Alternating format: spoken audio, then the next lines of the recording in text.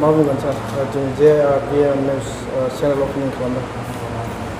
गिबियाव नैबे चेनेलखौ नायगिरि रायजो राजा गासैखौबो आं धन्यबाद होग्रोनाय थाबाय।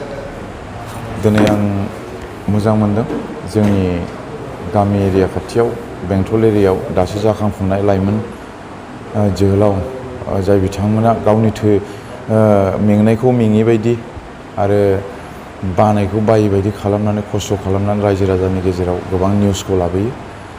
दिनै BMN निउस जि गोदान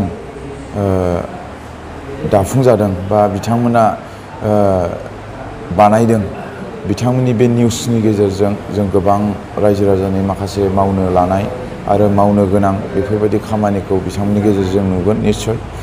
आरो बिथांमोननि जि चेनेल BMN निउस, बे चेनेलखौ फल' खालाम अननानै रायजो राजाखौ आं खावलायदों।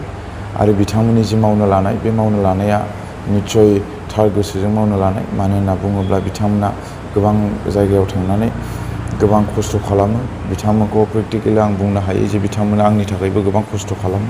बिथांमोन दिनैसिमाव माने आं जेबो अनसुंथाइ आरो जेबो माबा मोनसे राहा लामा आं दिन्थिनानै बा होनो आं रोङाखै, अब्लाबो बिथांमोना आंजों खस्थ' खालामो।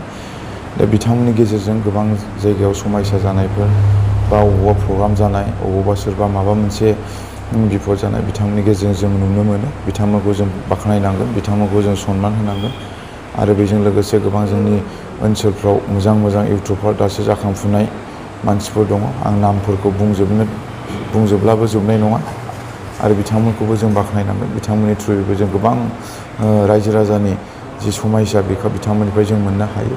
आरो निउसखौ जों मानो नांगौ?